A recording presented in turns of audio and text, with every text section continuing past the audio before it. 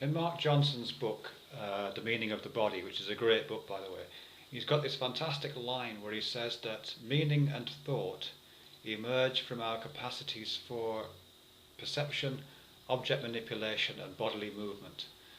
Let me just say that again to make sure I got it right. Meaning and thought emerge from our capacity for perception, object manipulation and bodily movement. And basically what he's saying there is a testament to embodied cognition, really, picking up on many of the ideas that I've already spoken about in these videos. But what he's saying there is that these capacities to perceive things, these capacities to manipulate objects, and these capacities to move our body through space, lay down the basic framework by which we come to conceive and understand and think about,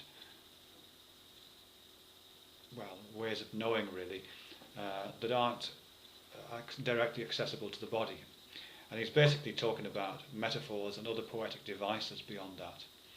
So when he's talking about meaning and thought, he's saying that at the heart of meaning and at the heart of thought are a set of poetic devices like metaphor, which use those fully embodied capacities in ways for which they were not originally designed, but which allow us to conceptualize ideas and entities which otherwise would be beyond our ken completely, which would be queerer than we could suppose.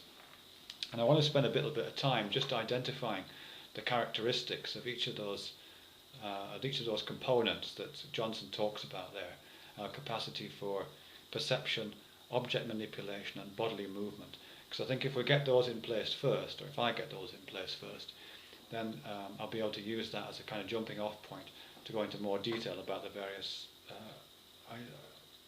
concerns that fall out of that. So he's saying the capacity for perception.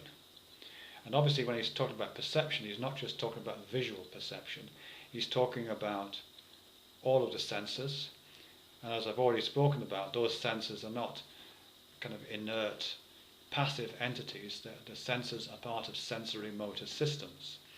So he's talking about the sensory motor engagement that the eyes participate in, the sensory motor engagements that the hands participate in, the tongue, the olfactory system, the surface of the skin, which records our kind of touch relations, the proprioceptive senses, which allow us to position ourselves in space and understand our positions in space, and all of the other kinds of sensory modes, and not just independently, but also how they relate together. All of those forms of perception, he says, form part of the bedrock from which our capacity for meaning and thought emerge.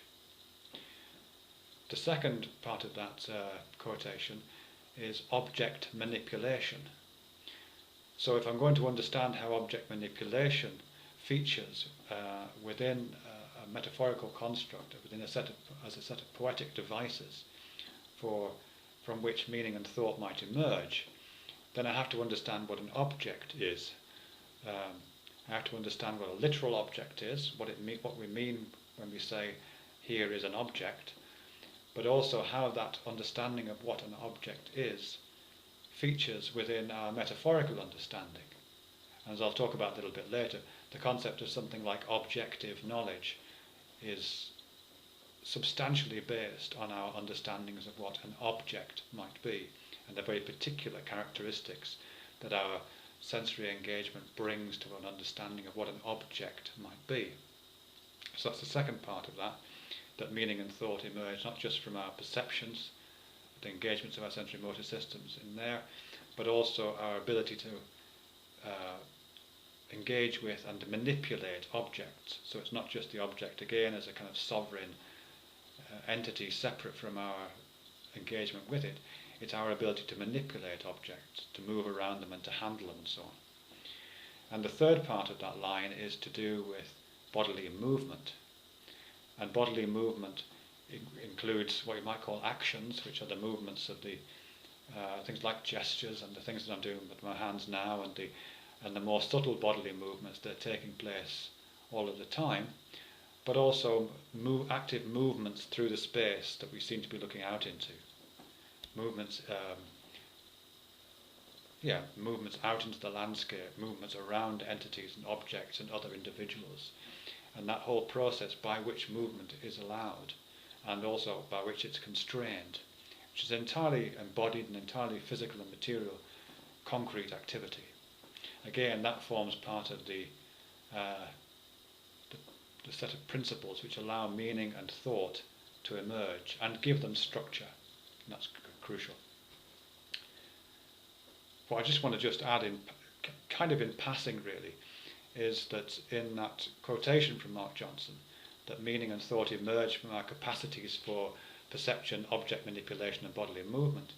Of course, there's a hidden metaphor, a covert metaphor lurking in there, which is, I think, this term capacity, that these things emerge from our capacities. And we're so used to hearing it that we don't even think the capacities, at least I don't routinely think that capacity is a metaphor, but of course it is. And when we're talking capacities, we're talking about a kind of volumetric space. The capacity of a container is the volumetric space inside that container that you can fill up with stuff. And so when we say that meaning and thought emerge from its capacity for all those things to happen, we're also metaphorically implying this space in which these things take place, the space in which things are perceived, the space in which objects are manipulated, and the space in which the body can move.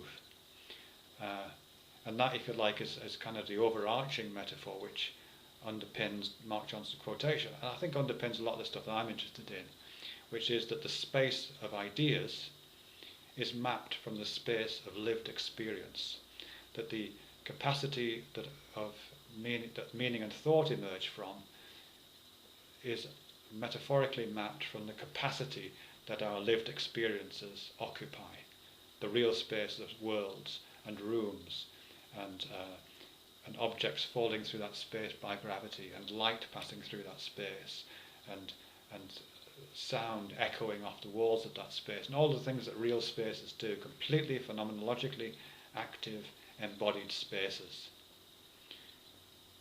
Okay, so that's where I'm going to go next. I'm going to use that quotation of Johnson's as a jumping off point to talk about some of the particular characteristics that objects have, that space has, that movement has, and that the various sensory modalities, the perceptions, as Johnson says, the particular characteristics that those have, and how they kind of fall back into use as conceptual structures.